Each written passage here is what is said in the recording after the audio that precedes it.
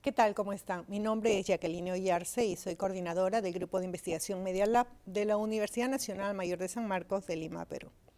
Y bueno, muchas gracias a los organizadores de este segundo congreso virtual de My Studies, en especial a Denise Porto, con quien compartimos muchas experiencias en torno al trabajo de investigación sobre imágenes, sonidos, narrativas y todo lo que tiene relación con el aspecto digital.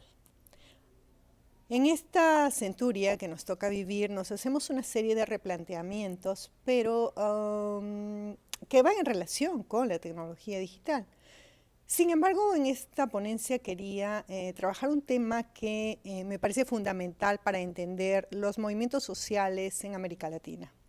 Está en relación con la narrativa y la imagen en el mundo andino. Específicamente quería trabajar en torno al gran cronista indio Guamán Pomá de Ayala.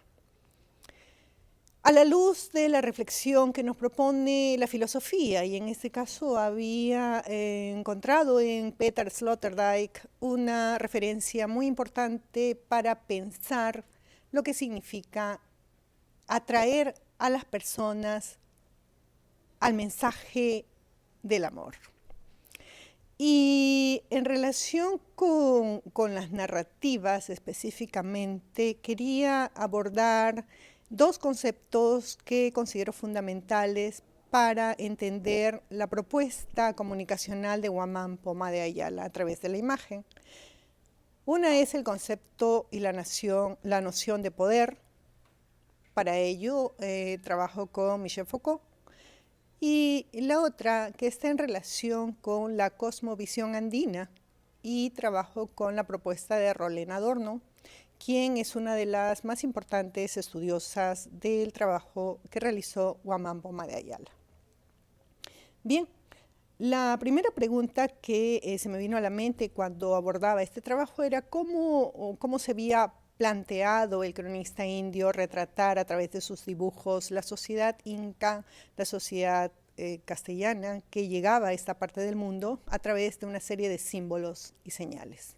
Desde el descubrimiento del manuscrito de la Nueva Crónica y Buen Gobierno, que fue realizado por el profesor alemán Richard Pitzman y que se encuentra en la Biblioteca Real de Dinamarca en Copenhague en 1908 y fue editado por Paul Rivet en París en 1936, el trabajo de cronista guamanguino ha hecho posible dar una mirada al pasado y presente del mundo de los Andes. A través de las imágenes nos ha permitido hacer una representación, tener una idea acerca de lo que fue este primer momento hace más de 500 años. Guamán Pomá de Ayala no solamente se encargó de graficar los grandes momentos de su vida personal, la construcción de sí mismo como sujeto digno de ser enunciador de una historia, sino además se preocupó mucho por representar las acciones sociales que la propia sociedad inca y el ejercicio del poder de parte de la Iglesia Católica cuando llega a esta parte del mundo reflejan. Como vemos aquí, se representan las formas de trabajo y las posibilidades que tenían las mujeres en torno a él. La participación masculina y femenina se ve en casi todas las imágenes que nos presenta. A lo largo de las 1200 páginas, incluye 398 dibujos, en los cuales el autor va a traslucir el poder de su palabra y de su creatividad, la representación con el diseño de las imágenes, con las cuales el cronista indio se va a ir definiendo como tal, y donde a través de detalles, localizaciones, descripciones, va a construir la aparente realidad de su entorno. La representación de las primeras generaciones incas es una de las partes más importantes de la buena crónica, de la Nueva Crónica y Buen Gobierno. La representación de los primeros momentos de la narrativa católica en la presencia de Adán y Eva también va a ser parte de esta narración histórica. El ingreso de Atahualpa a la ciudad de Cajamarca y toda la representación social que acompaña al Inca es una de las manifestaciones más importantes de estos momentos. Consideramos importante volver al punto referido a la educación religiosa que recibió el autor y la influencia que en él tuvo el discurso amilético que fue desplegado por los sacerdotes de su entorno, de quienes toma este modelo discursivo del púlpito. Aprende la exhortación, la invectiva, la invocación. Su discurso se comienza a convertir en una prédica laica a favor de los pobres y los desamparados. Y a lo largo de 100 páginas prefigura una imagen negativa de los padres de la iglesia. Señala que la nobleza de su familia, los Yarovilca, está al servicio de Dios y de su majestad y a favor de sus prójimos, y se vuelve por los pobres indios y muere por ellos. De la estirpe de su padre heredaría, hacemos conclusiones de su versión, su actitud humana a los humildes y desamparados. Y los Yarovilca, al ser una estirpe de linaje, recibe de los Quipucamayok del Tahuantinsuyo información sobre la vida social de los 4 suyos, para que el autor se encargue de rectificar la visión europea de lo que significó la conquista del imperio inca. Los castigos violentos que experimentaron los trabajadores de las minas a cargo de los corregidores, representantes de la iglesia, representantes del poder real en esta parte del mundo, fueron muy duros. Y a lo largo de muchas páginas, el cronista indio representa las formas de tortura a la que ellos fueron sometidos, como pueden observar en esta imagen. Corregidor de minas, cómo los castigaron.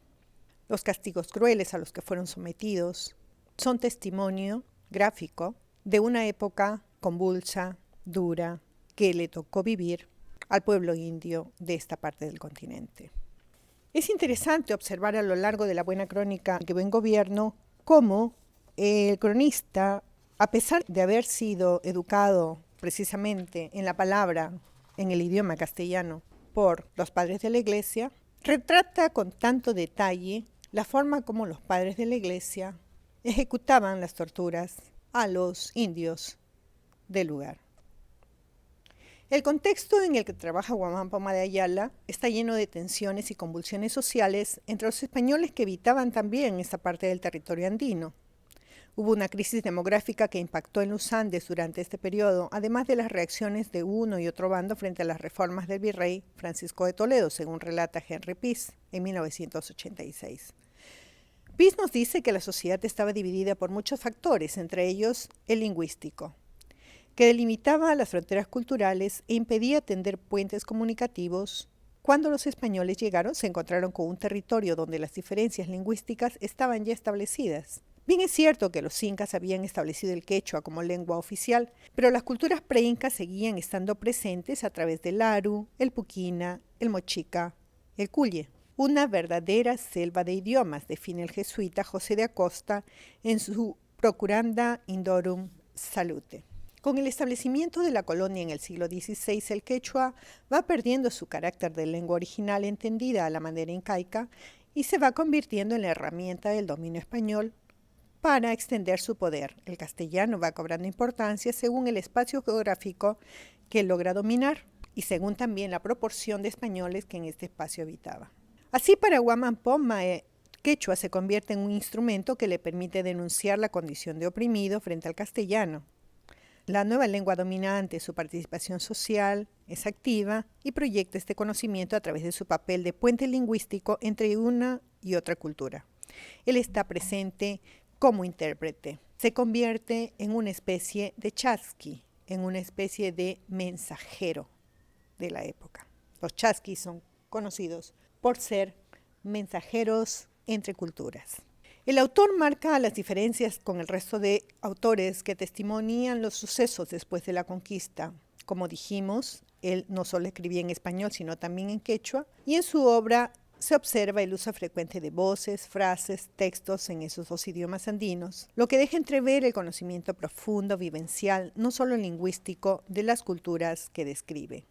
Todo texto está escrito en quipus. Quipus son las representaciones gráficas de hilos colgando que contienen información y sigue el modelo que ustedes están viendo en este momento en la imagen.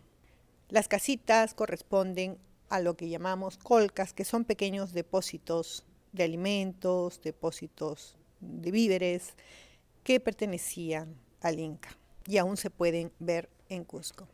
Asimismo, los trabajos obreros, los trabajos agrarios, que se realizaban en esta parte del continente con el cultivo de la papa, por ejemplo, ¿no? Un cultivo que tenía carácter, que tiene aún hoy carácter ancestral. La papa y la oca son alimentos que sirvieron y sirven aún como elementos básicos para la alimentación en esta parte del mundo. Obviamente se exportó y ustedes conocen ya toda la historia. El buen gobierno recrea también los momentos en los que los conquistadores ingresan y asesinan.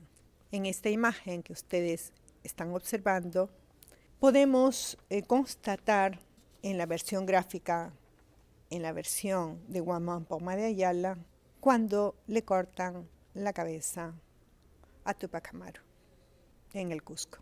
El sufrimiento de sus congéneres es más que evidente. Lo pueden observar en la parte inferior. Los horrores de estos momentos de avasallamiento se grafican con uno de los más polémicos y más impactantes símbolos. Tal vez el infierno se recrea a partir de una figura llamada Príncipe de las Tinieblas. Guamán Poma dibuja y escribe y habla para la posteridad, pero para poder llamar a los demás a atender su palabra tiene primero que construirse a sí mismo. Dado que desde el primer momento de la llegada de los españoles a América, el sujeto indio no es considerado persona. El indio, como señala Pastor, pasa a ser persona a través de un código de evangelización, código referido únicamente a la representación del hombre. Para poder tener influencia, es necesario que ambos niveles comprendan el discurso. La cognición, interpretación individual y social utiliza por ello ambos grupos, la palabra de ambos grupos, el quechua y el español. La nueva crónica y buen gobierno de Guamán Poma nos conduce a considerar que las porciones de mundo que conoce y vive la española y la indígena le facilitan los instrumentos necesarios para construir su discurso visual con efectividad.